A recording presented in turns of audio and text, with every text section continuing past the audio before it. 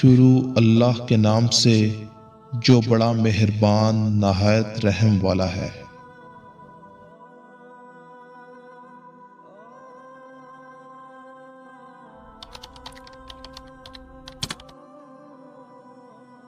تم اللہ سے قریب ہو جاؤ، دکھ تم سے دور ہو جائیں گے۔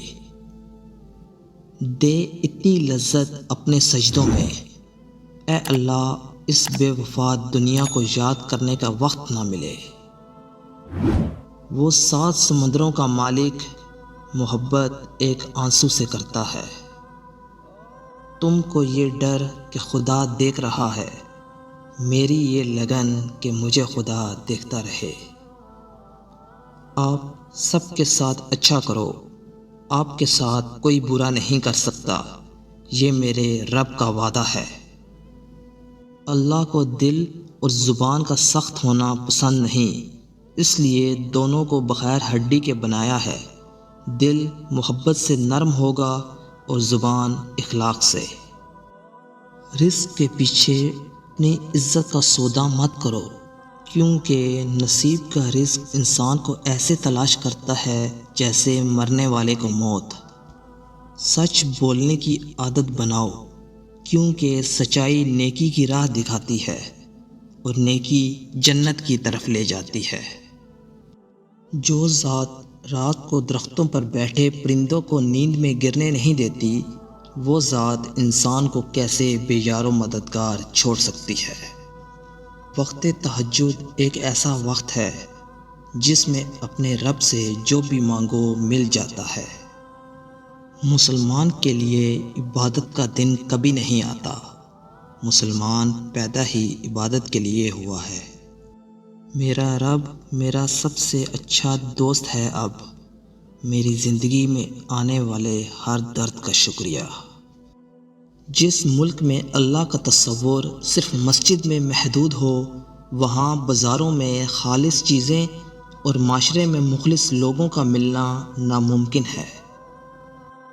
ہو سکتا ہے جسے آپ نے حقارت سے دیکھا ہے، اللہ اسے محبت سے اور فرشتے رشک سے دیکھتے ہوں۔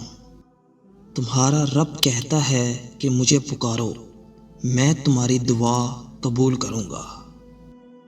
اس نے موقع دیا تھا تھامنے کا، میں کھویا رہا ہجوم دنیا میں، وہ پھر بھی چاہتا ہے مجھے 70 ماؤں سے بڑھ کر۔ جو رب تک لے جائے وہ ٹھوکر سزا نہیں ہوتی۔ تمہیں مشکل میں ڈالنے سے پہلے وہ تمہیں مشکل سے نکالنے کا وسیلہ بناتا ہے۔ گناہ وہ کھارا پانی ہے جس سے پیاس نہیں بجھتی۔ اگر کسی کی تکلیف دیکھ کر تمہیں تکلیف ہونے لگے تو سمجھ لینا تم اللہ کے بنائے ہوئے بہترین انسان ہو۔ کرو مہربانی تم اہل زمین پر، خدا مہربان ہوگا عرش بری پر۔ غم میں تو اللہ یاد آتا ہے، مگر کبھی خوشی میں بھی یاد کر لیا کرو، کیونکہ خوشحالی میں یاد کرنے والے کو اللہ زیادہ پسند فرماتا ہے۔ صرف رب ہی وہ شہنشاہ ہے جو مانگنے پر خوش اور نہ مانگنے پر خفا ہوتا ہے۔ مجھے لوگوں نے بہت گرانے کی کوشش کی، لیکن سچ تو یہ ہے میرا اللہ بہت بڑا ہے، وہ مجھے گرنے نہیں دیتا۔